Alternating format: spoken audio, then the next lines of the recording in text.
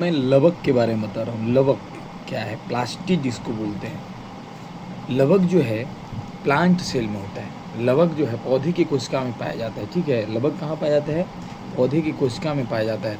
एक कोशिका में पाए जाने वाले सभी कोशिकांगों में बड़ी होती है। एक कोशिका में पाए जाने वाले सभी कोशिकांग में बड़ी होती है।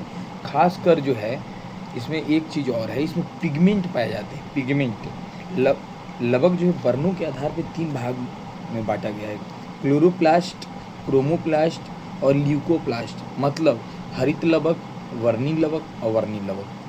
मतलब हरित लवक को क्लोरोप्लास्ट, वर्णी लवक को क्रोमोप्लास्ट और अवर्णी लवक को ल्यूकोप्लास्ट कहा जाता है।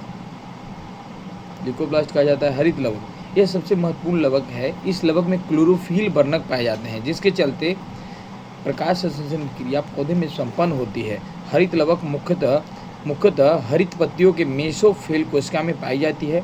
मेसोफिल कोशिका में पाई जाती है। सभी कोशिकाओं के हरित लवक प्रकाश सूक्ष्मदर्शी में देखने पर समान नहीं दिखाई पड़ते हैं। ठीक है, एक कोशिका में 1 से लेकर 80 तक हरित लवक हो सकते हैं। ठीक है, जिसका व्यास जो है 4 से 10 एमयू तथा मोटाई 3 से 4 एमयू तक होती है। हरित लवक का जब प्रकाश संश्लेषण द्वारा अध्ययन हुआ तो इसकी संरचना कुछ निर्धारित किया गया। हरित लवक जो है दोहरी चिकनी झिल्ली से घिरी होती है। ठीक है, यह दोहरी झिल्ली पारगम्य होती है। ठीक है, तथा प्रोटीन की बनी होती है। अगर पूछ देता है कि जो है हरित लवक किसका बना होता है, तो प्रोटीन का बना होता है, याद रखना। और यह पारगम्य होती है, दोहरी झिल्ली पारगम्य होती है। ठीक है, दोहरी झिल्ली से घिरी हुई तरल युक्त गुहा कैविटी को अस्ट्रोमा बोलते हैं।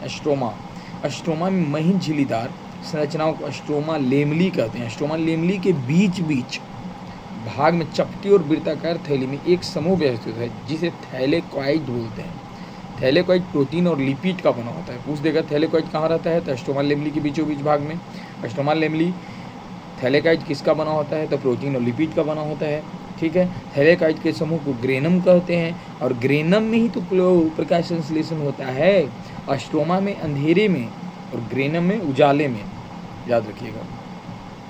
थैलेकॉइड नामक थैली में क्लोरोफिल पाए जाते हैं। क्लोरोफिल अणुओं के समूह को क्वांटासोम कहा जाता है। हरित लवक प्रकाश संश्लेषण क्रिया के केंद्र में होती है। सिर्फ प्रकाश संश्लेषण पौधे में ही संपन्न हो सकता है। ठीक है ना, यहाँ तक आ गया। अब आइए हरित लवक के बाद वर्णी लवक के बारे में थोड़ा बताते हैं। क्रोमोप्लास्ट के बारे में बताते हैं। इसे रंगीन लवक भी कहते हैं। किसी को? क्रोमोप्लास्ट को रंगीन लवक भी कहते हैं। इसे रंगीन लवक कहा जाता है। पौधे में हरे रंग के अतिरिक्त अन्य सभी रंगों के लिए वर्णी लवक के लिए ही उत्तरदायी होता है।